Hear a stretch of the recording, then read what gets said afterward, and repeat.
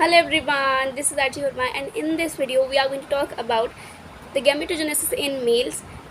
So without any delay let's start. आज का topic है गैमेटोजेनेसिस। मेनली आज हम लोग बात करने वाले हैं स्पर्म के फॉर्मेशन के बारे में कि स्पर्म्स एग्जैक्टली बनते कैसे हैं, कौन कौन से हार्मोन्स यहाँ पे इन्वॉल्वमेंट रखते हैं, कौन कौन से जो ग्लैंड्स हैं वो यहाँ पे इन्वॉल्व होते हैं। सबसे पहला जो मेन यहाँ पर ग्लैंड का नाम आता है, सबसे पहले जो स्टार्टिंग करता है बेसिकली आप इस तरीके से बोल सकते हो, वो है हाइपोथैलेमस। हाइपोथैलेमस हमारा जो फोर ब्रेन है उसका एक पार्ट होता है जो कि एंडोक्राइन ग्लैंड की तरह भी काम करता है। हाइपोथैलेमस हमारी बॉडी का हाइपोथैलेमस हमारा जो ब्रेन है उसका एक पार्ट होता है, या फिर हमारे जो फोर ब्रेन है उसका एक पार्ट है जो कि एंडोक्राइन वर्क करता है या फिर हार्मोन्स रिलीज़ कर रहा होता है हमारी ब्लड स्ट्रीम के अंदर। उसमें से एक हार्मोन होता है, इसका नाम होता है GnRH, गोनाडोट्रोफिन रिलीजिंग हार्मोन। ये जो गोनाडोट्रोफिन रिलीजिंग हार्मोन है ये बेसिकली क्या करता है, ये जो गोनाडोट्रोफिन रिलीजिंग हार्मोन होता है, ये जो गोनाडोट्रोफिन रिलीजिंग हार्मोन है ये क्या करता है, ये जाकर के आगे काम करता है पिट्यूटरी पर। ये आगे जाकर काम किस पे करता है, ये आगे जाकर काम करता है पिट्यूटरी पर, और पिट्यूटरी से दो अलग अलग हार्मोन्स को रिलीज़ कराता है। बेसिकली आप ये समझो कि ये हमारी पिट्यूटरी है, लेट्स से, ठीक है, हमारी पिट्यूटरी है। अब उसके बाद क्या होता है, ये जो GnRH रिलीज़ हुआ था, गोनाडोट्रोफिन रिलीजिंग हार्मोन जो रिलीज़ किया था हमारे हाइपोथैलेमस ने, ये गोनाडोट्रोफिन रिलीजिंग हार्मोन जाके काम करने वाला है एंटीरियर पिट्यूटरी पर। ये आगे जाके काम करने वाला है किस पे, एंटीरियर पिट्यूटरी पर। एंटीरियर पिट्यूटरी से ये फर्दर रिलीज़ कराएगा LH को, फर्दर रिलीज़ कराएगा, ये फर्दर रिलीज़ कराने वाला है LH को और FSH को। LH यानी कि ल्यूटिनाइजिंग हार्मोन, FSH यानी कि फॉलिकल स्टिमुलेटिंग हार्मोन। अब ये जो दोनों हार्मोन्स हैं LH और FSH जाकर के अलग अलग टेस्टिस के पार्ट्स पर काम करेगा। जैसे कि जो फॉलिकल स्टिमुलेटिंग हार्मोन है वो जाकर के सर्टोलाइट सेल्स पे काम करने वाला है, और जो LH है वो हमारे लेडिक सेल्स पे काम करने वाला है। एग्जैक्टली चीज़ें होती कैसे हैं वो डिटेल में देखते हैं।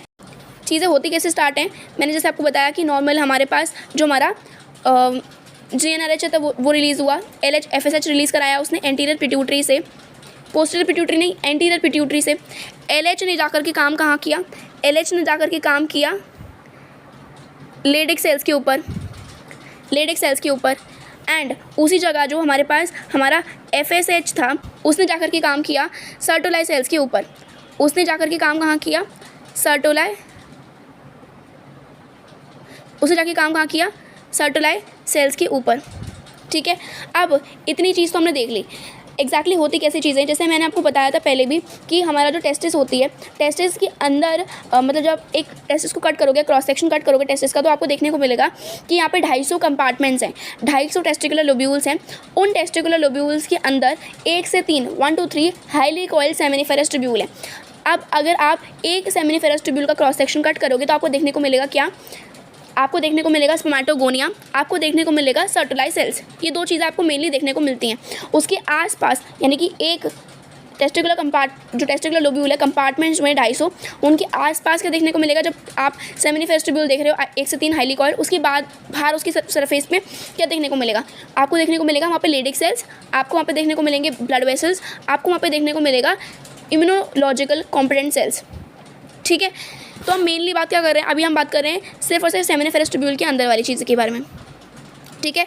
तो जैसे मान लेते हैं कि हमारे पास हमारी एक जो सेमिनिफेरस ट्यूब्यूल थी वो है, ये हमारे पास हमारी एक जो हमने सेमिनिफेरस ट्यूब्यूल देखी उसका क्रॉस सेक्शन जो हमने कट किया है ये वो है, ठीक है। उसके आसपास हमें देखने को क्या मिलेगा, उसके आसपास हमें ये देखने को मिलेगा कि इसके अंदर बहुत सारे ब्लू जो हैं वो स्पर्मेटोगोनिया है, वो क्या है, बहुत सारे ब्लू स्पर्मेटोगोनिया है इसके आसपास यहाँ पे प्रेजेंट है, ठीक है। इसके अंदर, इसके आसपास में नहीं लेकिन इसके अंदर प्रेजेंट है, ठीक है। इसके अंदर यहाँ पे बहुत सारे ब्लू स्पर्मेटोगोनिया प्रेजेंट है। उसके अंदर ही जो जो सेमिनिफेरस ट्यूब्यूल है उसी के अंदर यहाँ पे सर्टोलाई सेल प्रेजेंट है, जिसको मैं ब्राउन से रिप्रेजेंट कर रही हूँ।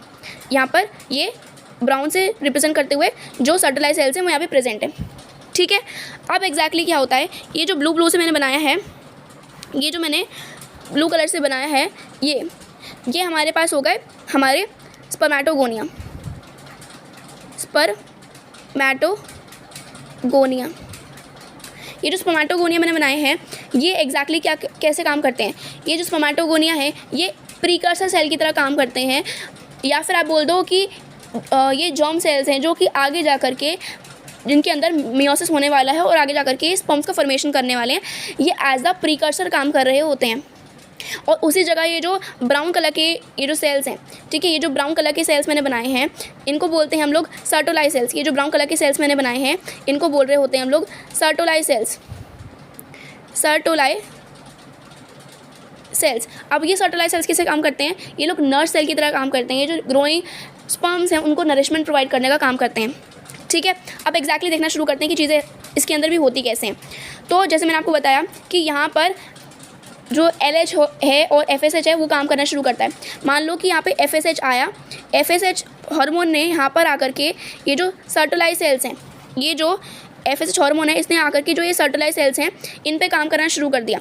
इस पे काम करना किस तरीके से शुरू करेगा, यहाँ पर बेसिकली ये जो ग्रोइंग स्पर्म्स होंगे, ये जो ग्रोइंग स्पर्म्स होंगे उनको नरिशमेंट प्रोवाइड करता रहेगा साथ साथ में, ठीक है।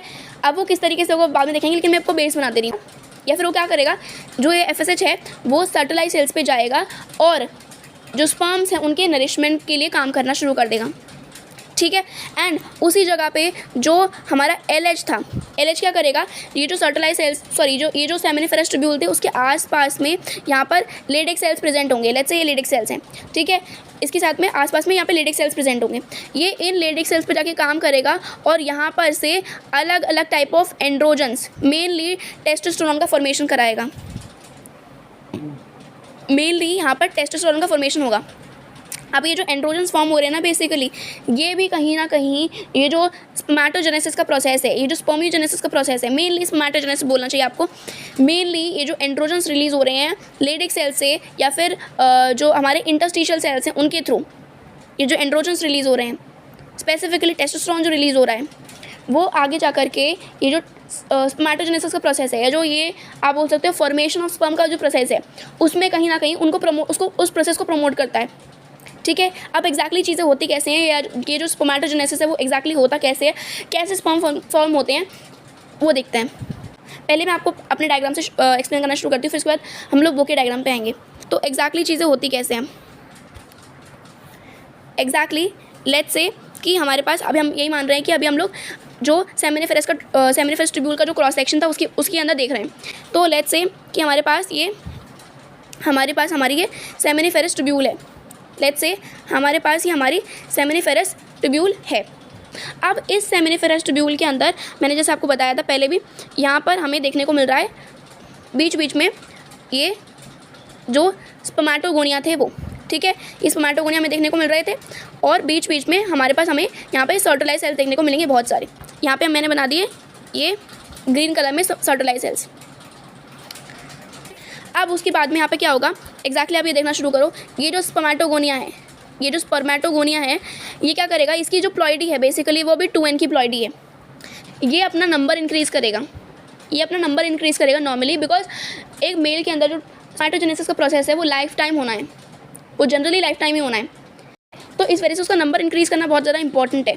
तो ये जो स्पर्मेटोगोनिया है ये अपना नंबर इंक्रीज़ करने के लिए पहले क्या करेगा, अभी इसको डायरेक्टली गैमेट नहीं बनाना है। अभी इसका मेन एम है कि मुझे अपना जो नंबर है वो इंक्रीज़ करना है। तो वो क्या करने वाला है, तो वो माइटोसिस परफॉर्म करेगा। तब वो माइटोसिस परफॉर्म करने वाला है। अभी होगा माइटोसिस, ठीक है। अब इस माइटोसिस की वजह से यहाँ पे जो स्पर्मेटोगोनिया था जिसकी प्लॉइडी जो थी वो 2n की थी, जो प्लॉइडी थी वो यहाँ पे 2n की प्लॉइडी थी, वो क्या करेगी, वो अभी मेंटेन होगी बिकॉज माइटोसिस हो रहा है। माइटोसिस के अंदर हमेशा जो प्लॉइडी लेवल होता है वो हमेशा मेंटेन होता है, यानी कि 46 के 46 एज इट इज़ क्रोमोसोम्स जो हैं वो नेक्स्ट माइटोसिस के अंदर जो 2 सेल्स बनने वाले हैं उसके अंदर आ जाएंगे। बेसिकली आप ये मान लो कि ये जो स्पर्मेटोगोनिया हमने यहाँ पे बनाया है, लेट्स से ये हमारा छोटा सा स्पर्मेटोगोनिया है, इसने डिवाइड किया। ये जो स्पर्मेटोगोनिया की प्लॉइडी थी वो 2n की प्लॉइडी थी। इसने जब डिवाइड किया माइटोसिस के थ्रू, इसने डिवाइड किया किसके थ्रू किया, माइटोसिस के थ्रू इसने डिवाइड किया। अब जो यहाँ पे जो नेक्स्ट जनरेशन में 2 सेल्स बन के आ रहे हैं वो दोनों के दोनों यहाँ पर 2n एंड 2n के बन के आ रहे हैं। वो दोनों के दोनों यहाँ पे 2n एंड 2n के बन के आ रहे हैं। अब लेट्स से ये जो स्पर्मेटोगोनिया था इसने सोचा कि अब मुझे गैमेट बनाना है, मतलब आप बेसिकली समझो, मैंने बताने का मतलब ये है, ऐसा नहीं होता कि हर स्पर्मेटोगोनिया जो है अपना नंबर इंक्रीज करता रहेगा, ऐसा नहीं होता, या फिर वो गैमेट में कभी बनाएगा ही नहीं। मेनली मतलब ये है कि ये लोग एक बार को माइटोसिस भी परफॉर्म करते हैं, बिकॉज इनको अभी अपना नंबर इंक्रीज भी करना होता है साथ साथ में, ठीक है। इनको अपना नंबर जो है टेस्टिस के अंदर वो भी मेंटेन करना होता है। तब वो अगर आपको क्वेश्चन में पूछते हैं कि स्पर्मेटोगोनिया माइटोसिस करता है, हाँ वो करता है।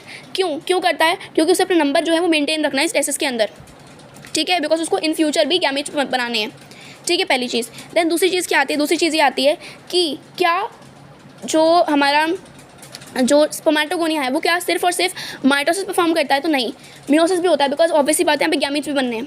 तो हर एक जो स्पर्मेटोगोनिया है वो ज़रूरी नहीं है कि माइटोसिस परफॉर्म करे, लेकिन उसको कुछ बेसिकली आप बोल सकते हो कि कुछ स्पर्मेटोगोनिया जो है वो यहाँ पे माइटोसिस परफॉर्म करते हैं, बिकॉज उन्हें अपना नंबर मेंटेन करना है टेस्टिस के अंदर। अब उसके बाद हम आगे बात करते हैं कि एग्जैक्टली गैमेट कैसे बन रहा होता है। तो लेट्स से हमने वापस एक स्पर्मेटोगोनिया उठाया, जिसको जब वो डिवाइड करने की कोशिश करने लगता है या फिर उसको जब गैमेट बनाने की डायरेक्शन में वो निकल जाता है, तब उस कंडीशन में हम उसको प्राइमरी स्पर्मेटोसाइट्स बोलने लगते हैं। क्या बोलने लगते हैं? प्राइमरी स्पर्मेटोसाइट बोलने लगते हैं। अब उस कंडीशन के अंदर जब मान लेते हैं इसने, ऑब्वियसली बात है ये, अब इसको गैमेट्स बनाने हैं, इसको अपना नंबर जो है प्लॉइडी लेवल जो है वो 2n से अब इसको n करना पड़ेगा, ठीक है, ऑब्वियसली बात है। तो ये कौन सा टाइप ऑफ सेल डिवीजन दिखाएगा? ये दिखाएगा बेसिकली सेल साइकिल मियोसिस के लिए, यानी कि बेसिकली मियोसिस दिखाने वाला है, आप इससे किसी समझ सकते हो। जब नंबर मेंटेन करना है तो माइटोसिस, नंबर आधा करना है, रिडक्शनल डिवीजन चलाना है तो मियोसिस। अब यहाँ पे मियोसिस 1 होने वाली है, यहाँ पे होने वाली है मियोसिस 1, और इसको क्या बोलते हैं? इस टाइप ऑफ स्पर्मेटोगोनिया को प्राइमरी स्पर्मेटोसाइट, जब वो गैमेट बनाने वाला है तब।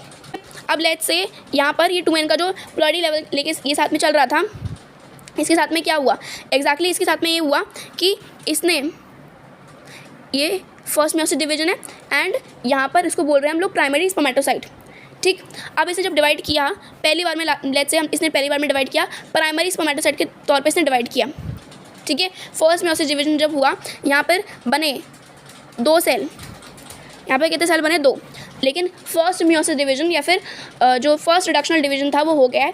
अब इन दोनों सेल्स को हम क्या बोलने लगेंगे? इन दोनों सेल्स को हम बोलने लगेंगे सेकेंडरी स्पर्मेटोसाइट। इन दोनों सेल्स को हम क्या बोलने लगेंगे?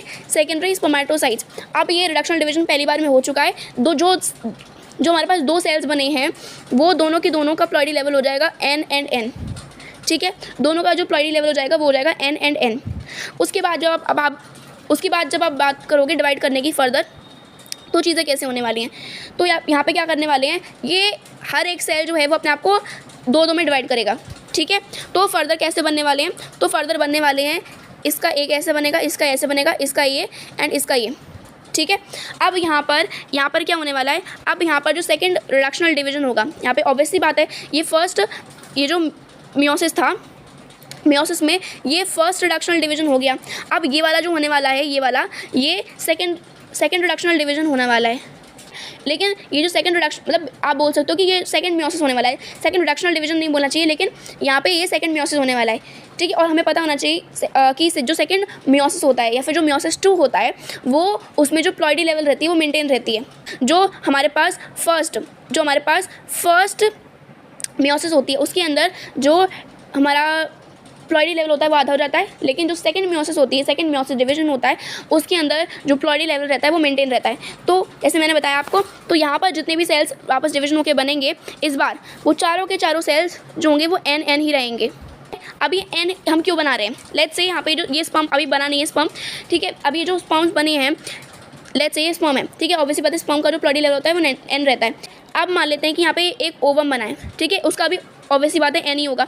अभी जब n और n फ्यूज़ करेंगे आपस में, तो जो बेबी होगा वो ऑब्वियसली बात है हमारे पास वो 2n का निकल के आएगा, ठीक है। तो ये जनरेशन बाय जनरेशन को जो ये प्लॉइडी लेवल है उसको मेंटेन करने के लिए यहाँ पे ये रिडक्शनल डिवीजन करना बहुत ज़्यादा इंपॉर्टेंट हो जाता है। आई होप आपको समझ में आ गया होगा कि यहाँ पे किस तरीके से चीज़ें होती हैं। पहले 2n था हमारे पास, जो चीज़ें थी वो थी 2n की फर्स्ट जो रिडक्शनल डिवीजन था या फिर फर्स्ट मियोसिस था वो हुआ, और उस टाइम पे जो स्पर्मेटोगोनिया था उसको बोल रहे थे प्राइमरी स्पर्मेटोसाइट।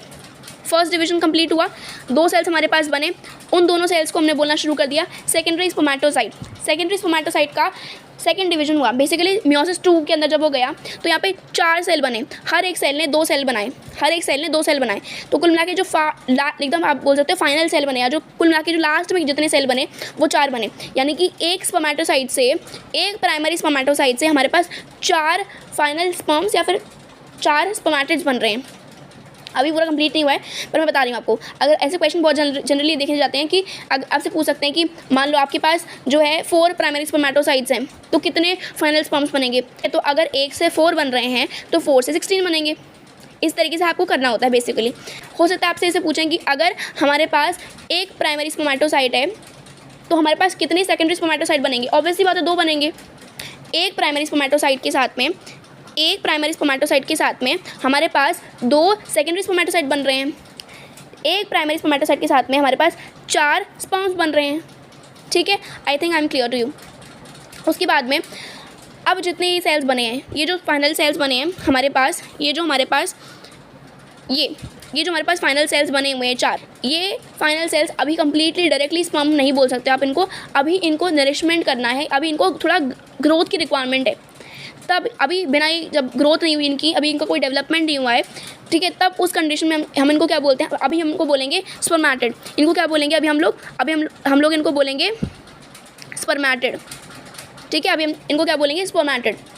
ठीक है, अभी जब स्पर्मेटिड स्पर्मेटिड जो बन अभी कंप्लीटली एन डिवीजन करके जो 4 हमारे पास स्पर्मेटिड्स बन के आए हैं एक प्राइमरी स्पर्मेटोसाइट के साथ में, अब इनको नरिशमेंट की जरूरत है। अब नरिशमेंट कहाँ से लेंगे, ऑब्वियसली बात है कहाँ से लेंगे, सर्टोलाइज सेल से लेंगे। कहाँ से लेंगे नरिशमेंट, सर्टोलाइज सेल से लेंगे। अब ये नरिशमेंट के लिए कौन रिस्पॉन्सिबल होगा, ऑब्वियसली बात है सर्टोलाइज सेल रिस्पॉन्सिबल होगा। और सर्टोलाइज सेल्स को भी यू कैन से सर्टोलाइज सेल्स को भी ये प्रमोट करने के लिए हमारे पास हमारा FSH काम कर रहा होगा, जैसे मैंने आपको पहले बताया था। अब बात करते हैं ये जो कंप्लीट प्रोसेस हमने पढ़ा कि ये कंप्लीटली पूरा डिवीजन जो हो रहा था 2N से NN फिर NNNN जो भी था, मतलब basically primary spermatocyte and then secondary spermatocyte then spermatids. और फिर स्पर्मेटिड्स का जब नरिशमेंट हो जाएगा, जब वो कंप्लीटली डेवलप हो जाएंगे, तब आप उसको ज़्यादा से ज़्यादा स्पर्म बोल सकते हो या फिर स्पर्मेटोजोआ बोल सकते हो। ठीक है, लेकिन इस कंप्लीट प्रोसेस को जब तक स्पर्म नहीं बन गया है फ्रॉम द प्राइमरी स्पर्मेटोसाइट, क्या बोलेंगे स्पर्मेटोजेनेसिस। क्या बोलेंगे स्पर्मेटोजेनेसिस। और इसी पूरे प्रोसेस में जो हमारे एंड्रोजन्स रिलीज़ हो रहे थे, जो हमारे टेस्टोस्टेरोन रिलीज़ हो रहा था मेनली, वो यहाँ पर मतलब बेसिकली इस पर्टिकुलर मियोसिस को जो प्रमोट करने का काम है वो हमारा एंड्रोजन्स करते हैं, जो कि लेटेक्स सेल्स रिलीज़ कर रहे थे। ठीक है, स्पेसिफिकली अगर मैं आपको बात करूँ, मैंने आपको क्या बोला, स्पेसिफिकली जो हमारे सर्टोलाइज सेल्स हैं वो क्या कर रहे हैं, वो नरिशमेंट देने का काम कर रहे हैं। अब नरिशमेंट की रिक्वायरमेंट कब है, क्या वो नरिशमेंट की रिक्वायरमेंट, मैं आपसे पूछती हूँ, क्या वो नरिशमेंट की रिक्वायरमेंट हमें यहाँ पे फर्स्ट मियोसिस डिवीजन के टाइम पे है, या फिर सेकंड मियोसिस डिवीजन के टाइम पे है, या फिर लास्ट में जब हमारा जो स्पर्मेटिड है उसको जब स्पर्म बनना है उसकी ग्रोथ के लिए है। ऑब्वियसली बात है, जो लास्ट का जो मैंने बताया, स्पर्मेटिड से जब उसको स्पर्मेटोजोआ या फिर स्पर्म बनना है तो इस पर्टिकुलर फेज़ के लिए सर्टोलाइज सेल्स की रिक्वायरमेंट है। ठीक है, और ये जो पर्टिकुलर फेज़ है इसमें से कि जो स्पर्मेटिड है वो स्पर्मेटोजोआ या फिर स्पर्म्स बनती है या फिर कन्वर्ट होती है, उसमें नरिशमेंट लगती है सर्टोलाइज सेल की। इस पर्टिकुलर स्टेप को बोलते हैं स्पर्मियोजेनेसिस। इस पूरे कंप्लीट को बोलते हैं स्पर्मेटोजेनेसिस, लेकिन इस छोटू से को बोलते हैं स्पर्मियोजेनेसिस, जिसमें कि स्पर्मेटिड्स स्पर्मेटोजोआ या फिर स्पर्म में कन्वर्ट हो रही है, उसको बोलते हैं स्पर्मियोजेनेसिस। क्या बोला मैंने ये बोला अभी तक कि जो हमारा मैंने क्या बोला अभी तक, मैंने सिर्फ आपको ये बोला कि जो हमारे पास स्पर्मियोजेनेसिस वाला प्रोसेस मैंने बोला आपको, मैं बताती हूँ वापस से। जब हमारे पास हमारा जो सर्टोलाइज सेल है, जो हमारा सर्टोलाइज सेल जब काम कर रही है तो वो कब काम कर रही है, जब हमारा स्पर्मियोजेनेसिस हो रहा है, तब हमारा जो सर्टोलाइज सेल्स है वो काम कर रही है। जब हमारा सर्टोलाइज सेल्स काम कर रही है उसको बोलते हैं स्पर्मियोजेनेसिस। ठीक है, तब उसको क्या बोलते हैं स्पर्मियोजेनेसिस। और वो स्पर्मियोजेनेसिस एग्जैक्टली होता क्या है कि जब हमारा जो हमारा स्पर्मेटिड्स हैं और जो स्पर्मेटोजोआ है, जब मतलब बेसिकली आप बोल सकते हो कि स्पर्मेटिड जब अपने आप को डेवलप कर रही है स्पर्मेटोजोआ बनाने के लिए, उस पूरे प्रोसेस को बोलते हैं जो स्पर्मियोजेनेसिस, और उसमें नरिशमेंट देने का काम कर रही है सर्टोलाइज सेल। ठीक है, लेकिन जो एग्जैक्टली एंटायर प्रोसेस है जिसमें कि हमारा जो आप बोल सकते हो कि जो प्राइमरी स्पर्मेटोसाइट से लास्ट तक का जो पूरा प्रोसेस है, जब तक स्पर्म नहीं बन जाता, उसको क्या बोलते हैं, उसको हम लोग बोल रहे होते हैं स्पर्मेटोजेनेसिस। यानी कि पूरा कंप्लीट प्रोसेस को बोलते हैं स्पर्मेटोजेनेसिस। और जब लास्ट का पार्ट आता है जिसमें कि नरिशमेंट दे रहे हैं, उसको बोलते हैं स्पर्मियोजेनेसिस, जिसमें कि सर्टोलाइज सेल्स काम करती है।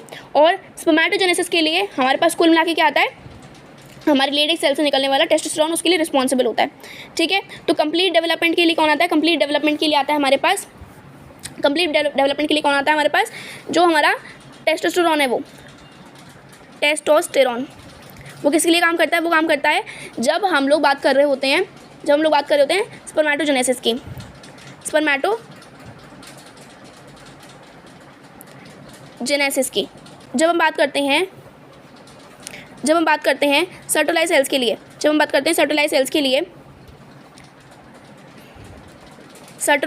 लिए, तब सर्टोलाइज सेल्स किसमें पार्टिसिपेट कर रहे होते हैं, वो पार्टिसिपेट करते हैं स्पर्मियोजेनेसिस में, जो कि लास्ट वाला पार्ट होता है, जिसमें कि जो हमारा स्पर्मेटिड है वो स्पर्म में कन्वर्ट हो रही है।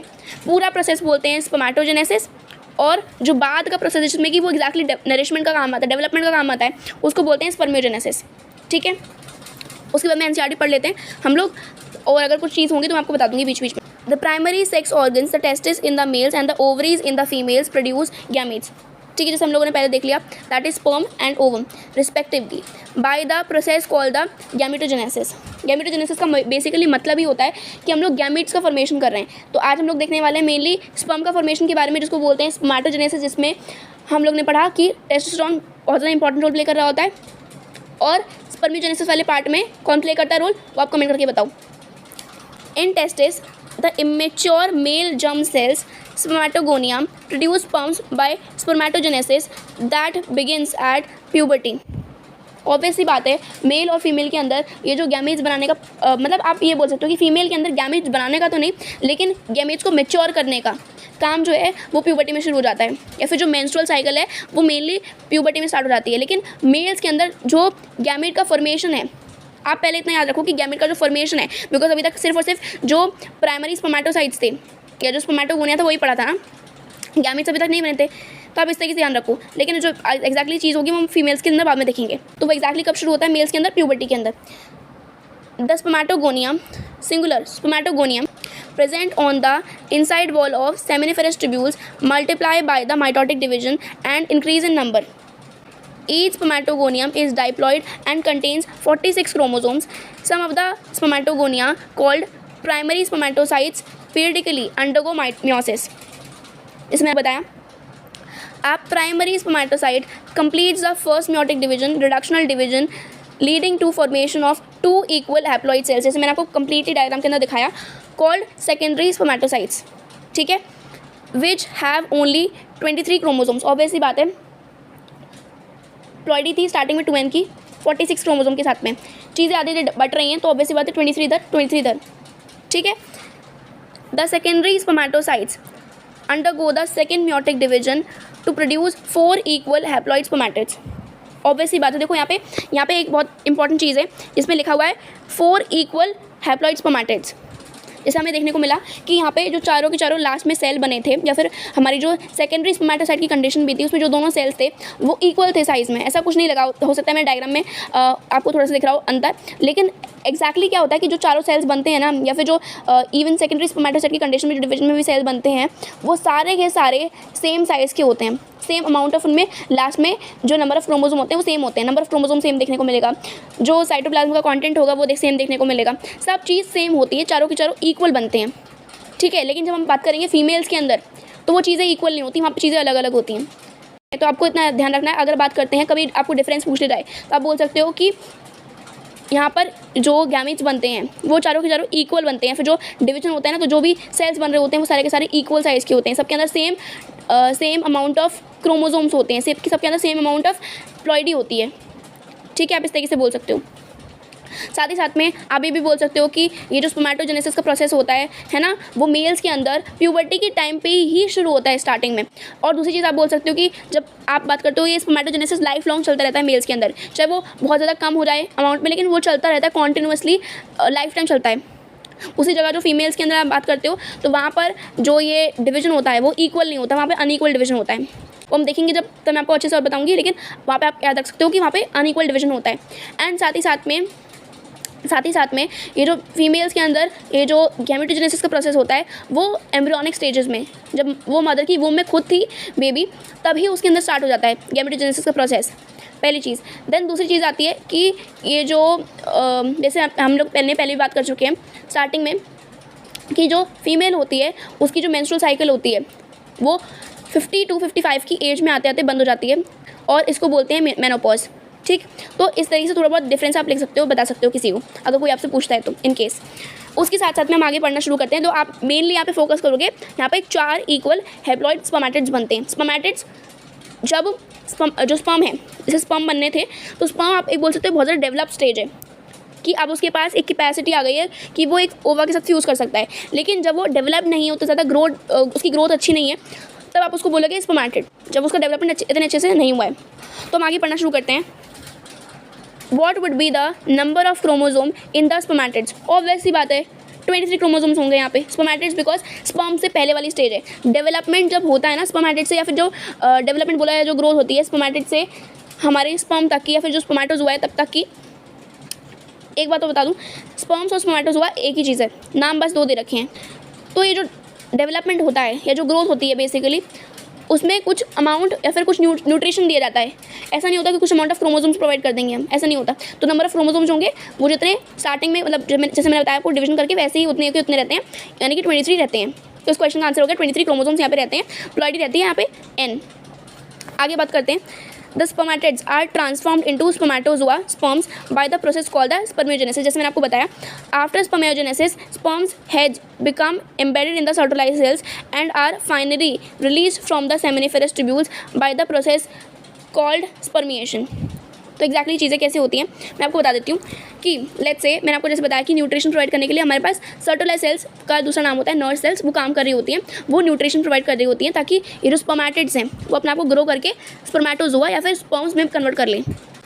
लेकिन जब ये चीज़ पूरी हो जाती है तो एक्जैक्टली नरिशमेंट कैसे मिलता है? तो नरिशमेंट ये होता है कि लेट्स से मैं आपको बता देती हूँ कि ये मैंने जैसे मान लो कि आपके पास ये हमारे पास जो सर्टोलाई सेल थी वो है।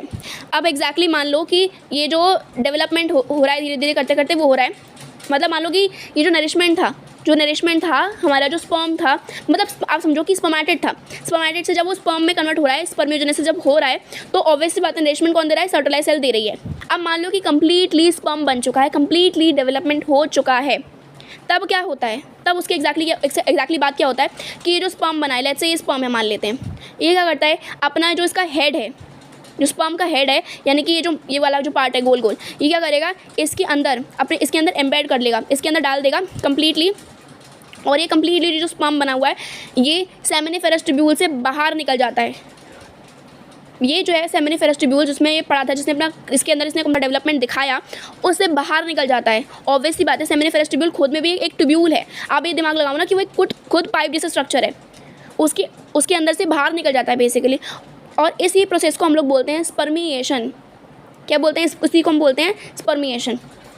तो कहने का मतलब क्या है, स्पर्म का डेवलपमेंट कराने के लिए या नरिशमेंट कराने के लिए सर्टोलाई सेल का बहुत इंपॉर्टेंट रोल था, यानी कि स्पर्मियोजेनेसिस में मेनली जिसका रोल था वो था सर्टोलाई सेल का। जब पूरा डेवलपमेंट हो गया ख़त्म, स्पर्म ने या फिर स्पर्मेटोजोआ ने क्या किया, अपना हेड को ये जो सर्टोलाई सेल थी इसके अंदर एम्बेड किया, इसके अंदर डाला और बाहर की तरफ यानी कि सेमिनिफेरस ट्यूब्यूल को छोड़ करके निकल लिया। और इसी प्रोसेस को क्या बोलते हैं? स्पर्मिएशन। जब ये बाहर निकल जाता है इसी को क्या बोलते हैं? स्पर्मिएशन। वही चीज़ एनसीईआरटी में यहाँ पे लिखी हुई है। आई होप आपको समझ में आया होगा। And are finally release from seminiferous tubules by the process called spermiation. Spermatogenesis starts at the age of puberty due to the significant increase in the secretion of gonadotropin releasing hormone, जो कि release कौन करता है? Hypothalamus. This, if you recall, is a hypothalamic hormone. The increased levels of GnRH then acts on the anterior pituitary gland and stimulates secretion of 2 gonadotrophins, luteinizing hormone LH and follicle stimulating hormone FSH. LH acts at the Leydig cells and stimulates synthesis and secretion of androgens. Androgens in turn stimulates the process of spermatogenesis. FSH acts on the Sertoli cells and stimulates secretion of some factors which help in the process of spermiogenesis. ठीक, basically जैसे मैंने आपको बताया कि FSH क्या करता है, FSH जा करके हमारे पास सर्टोलाई सेल्स पे काम करता है, जो कि इनडायरेक्टली या डायरेक्टली कुछ फैक्टर्स रिलीज़ करते हैं, जो कि बेसिकली आप ये बोल सकते हो कि जो ये स्पर्म है ये जो स्पर्मेटिड से स्पर्म बनने का प्रोसेस है उसमें नरिशमेंट प्रोवाइड करने के लिए कुछ फैक्टर्स रिलीज़ करता है, आप ऐसे समझ सकते हो। और उसके बाद जब ये हो जाता है, पूरा स्पर्मेटोजेनेसिस कंप्लीट हो जाता है, उसके अंदर वो एम्बेड करता है अपना सर को, अपने हेड को उसके अंदर एम्बेड करता है और बाहर निकल जाता है और उसको बोलते हैं स्पर्मिएशन। तो क्या बोला मैंने अभी तक, FSH निकलेगा जब तो वो काम करेगा किसके ऊपर, सर्टोलाइज सेल के ऊपर। सर्टोलाइज सेल पे काम करने के बाद सर्टोलाइज सेल क्या करता है, कुछ फैक्टर्स रिलीज़ करता है जो कि डायरेक्टली या इनडायरेक्टली डायरेक्टली या फिर इनडायरेक्टली नरिशमेंट का काम कर रही होती है फॉर द ग्रोइंग स्पर्म्स। ठीक है, इस तरीके से इतना हमने पढ़ लिया। अब हम एक्जैक्टली बात करने वाले हैं डायग्राम के बारे में एंड देन फिर हम लोग स्पर्म के स्ट्रक्चर को देखेंगे। यहाँ पे डायग्राम में दिखाया हुआ है, ये है स्पर्मेटोगोनिया, इसको अगर आप एक बोलोगे या फिर सिंगुलर बोलोगे तो उसको बोलते हैं स्पर्मेटोगोनियम, तो वही दिखाया हुआ है। यहाँ पे सर्टोलाइज सेल दिखाया हुआ है, यहाँ पर ये प्राइमरी स्पर्मेटोसाइट दिखाया हुआ है जो कि आगे जाके डेवलपमेंट कर रहा है, डेवलपमेंट नहीं बोल सकते लेकिन ये बोल सकते हो कि आगे जाके डिवाइड कर रहा है। यहाँ पे दिखाया हुआ है सेकेंडरी स्पर्मेटोसाइट, यहाँ पर दिखाई हुई है स्पर्मेटिड एंड यहाँ पर स्पर्मेटोजोआ। तो एक चीज़ आप देखो कि जो स्पर्म्स हैं बेसिकली वो सेंटर की तरफ है, यहाँ पे ध्यान रख सकते हो। अगर आपको कभी डायग्राम दे और आपको लगे कि समझ में नहीं आया तो आप ये ध्यान रखना हमेशा ज़्यादा से ज़्यादा कि स्पर्म्स मेनली या फिर ये जो स्पर्मेटोजोआ है या फिर स्पर्मेटिड जो है वो थोड़ा सेंटर की तरफ आएगा। ठीक है, वो थोड़ा सेंटर की तरफ आएगा, इतना ध्यान रखना अच्छे से। हम बात करना शुरू करते हैं स्पर्म के स्ट्रक्चर के बारे में। तो जो स्पर्म है वो बेसिकली 4 हिस्सों में डिवाइड होता है इसका structure completely, head, neck, middle piece and tail. ठीक, अगर आप हेड को थोड़ा अच्छे से देखोगे आपको देखने को मिलेगा यहाँ पर, जैसे आप मान लो नॉर्मल सेल कैसा होता है, नॉर्मल सेल के आसपास अगर वो प्लांट सेल नहीं है, अगर वो एनिमल सेल है नॉर्मली, उसके आसपास एक प्लाज्मा मेम्ब्रेन होगी। Same goes to sperm also कि प्लाज्मा मेम्ब्रेन उसके आसपास है। ठीक है, उसके पास एक सेंटर में या फिर जनरली सेंटर में देखते हैं हम लोग तो एडिपोज टिश्यू वगैरह में तो साइड में होता है, लेकिन हम लोग यही मानते हैं कि जनरली सेल के अंदर जो सेंटर है वहाँ पे हमें न्यूक्लियस देखने को मिलेगा और न्यूक्लियस के अंदर यहाँ पर हमारे पास DNA देखने को मिलेगा। तो वही सेम चीज़ यहाँ पे दे रखी है कि यहाँ पे जो है हमारे पास, आप जैसे देखो यहाँ पर कि एक नॉर्मल सेल की तरह यहाँ पे प्लाज्मा मेम्ब्रेन भी देखने को मिल रही है। यहाँ पर हमें हमारे पास हमारे स्पर्म के अंदर न्यूक्लियस कंटेनिंग क्रोमोसोमल मटेरियल, जिसके अंदर क्रोमोसोमल मटेरियल है, जिसके अंदर न्यूक्लिक एसिड है, जिसके अंदर जेनेटिक मटेरियल है, वो भरा हुआ है। ठीक है, उसके बाद में जैसा मैंने आपको बताया कि यहाँ पर कुछ अलग स्ट्रक्चर्स भी हैं, आई थिंक मैंने आपको बोला था आई थिंक, तो यहाँ पे कुछ अलग स्ट्रक्चर्स भी हैं। जैसे कि हमारे पास हमें देखने को मिल रहा है, यहाँ पे हमें देखने को मिल रहा है एक्रोसोम, हमें देखने को मिल रहा है यहाँ पर हमारा मिडिल पीस के अंदर माइटोकॉन्ड्रिया जनरल हमें देखने को मिलती है, लेकिन एक बोल सकते हो आपकी कुछ यहाँ पे एक स्पेसिफिक रोल की वजह से यहाँ पे रिप्रेजेंट की हुई है अच्छे तरीके से। ठीक है, हर एक सेल के अंदर माइटोकॉन्ड्रिया वैसी बात होती है बिकॉज उसको एरोबिक रेस्पिरेशन करना है उस पर्टिकुलर स्ट्रक्चर को। ठीक है, लेकिन एग्जैक्टली यहाँ पर अलग भी रोल है कुछ, तो वो देखते हैं। देखो ऑब्वियसली बात है माइटोकॉन्ड्रिया है तो एरोबिक रेस्पिरेशन करने में काम करेगी, लेकिन ऐसा क्यों है कि वो यहाँ पर इस नेक वाले रीजन में प्रेजेंट है और यहाँ नहीं है, तो वो बताती हूँ मैं एग्जैक्टली आपको क्या चीज़ें होती हैं। तो जैसे हम लोगों ने देखा कि नॉर्मल सेल की तरह यहाँ पे प्लाज्मा मेम्ब्रेन हमें देखने को मिल रही है, यहाँ पे नॉर्मल सेल की तरह हमें क्या देखने को मिल रही है, हमें देखने को मिल रही है प्लाज्मा मेम्ब्रेन। यहाँ पे हमें देखने को मिल रहा है nucleus containing chromosomal material. Acrosome आगे की तरफ क्यों है, एक्रोसोम के अंदर कुछ ऐसे एंजाइम्स होते हैं जो कि बेसिकली आप समझो कि जब स्पर्म फर्टिलाइज करने जाएगा ना ओवा के साथ में, तो उसको कहीं ना कहीं बहुत ज़्यादा मदद करने वाले हैं, ऐसे समझ लो। ठीक है, एक्रोसोम के अंदर कुछ ऐसे एंजाइम्स हैं जो कि आगे जब ये ओवा के साथ में फ्यूज़ करने की कोशिश करेगा तब इसको ओवा की लेयर को ईजिली क्रैक करने के लिए या फिर ओवा की लेयर को ईजिली डिसॉल्व करने के लिए, हाइड्रोलाइज करने के लिए बहुत ज़्यादा मदद करने वाले हैं एक्रोसोम के अंदर भरे हुए एंजाइम्स। उसके बाद में यहाँ पर ये नेक वाला पार्ट आता है इसके अंदर। ठीक है, ये नेक वाला पार्ट आ गया, इसके नीचे यहाँ पे मिडिल पीस आता है। मिडिल पीस के अंदर बहुत सारी माइटोकॉन्ड्रिया है जो कि एनर्जी जनरेट कर रही है। एक चीज़ आप ये भी देखो कि ये जो माइटोकॉन्ड्रिया है ये ऊपर की तरफ क्यों नहीं है, ये हेड वाले रीजन में क्यों नहीं है, ये हमारे मिडिल पीस वाले रीजन में ही क्यों है। ये इसलिए है क्योंकि यहाँ पर एनर्जी जनरेट करने की रिक्वायरमेंट है, बिकॉज टेल क्या करती है, जब ये स्पर्म होता है वो आगे की तरफ मूव करने के लिए ये अपने टेल का ही मूवमेंट को यूज़ कर रहा होता है। अभी जब टेल का मूवमेंट को यूज़ कर रहा होता है तो उसको एनर्जी जनरेट करनी पड़ती है, ऑब्वियसली बात है। तो ये एनर्जी जनरेट करने के लिए हमारे पास यहाँ पे माइटोकॉन्ड्रिया देखने को मिलती है हमें स्पर्म के अंदर। ठीक है, बिकॉज जब स्पर्म आगे की तरफ मूव कर रहा है तो उसको जो टेल का मूवमेंट है उसे वो करना पड़ता है। बेसिकली टेल मूव करती है, उसके साथ उसी की वजह से जो स्पर्म है वो आगे की तरफ मूव करता है और उसकी मूवमेंट के लिए, टेल की मूवमेंट के लिए एनर्जी जनरेट करने की ज़रूरत पड़ती है। इस वजह से माइटोकॉन्ड्रिया मिडिल पीस के पार्ट में है और टेल तो जैसे मैंने आपको बता दिया मूव करने के लिए होता है। अब एक बार इसकी एनसीईआरटी रीड कर लेते हैं ज़रा कि चीज़ें किस तरीके की हैं। Let us examine structure of a sperm. It is a microscopic structure composed of a head, neck, a middle piece and a tail. ठीक है। A plasma membrane envelops the whole body of sperm.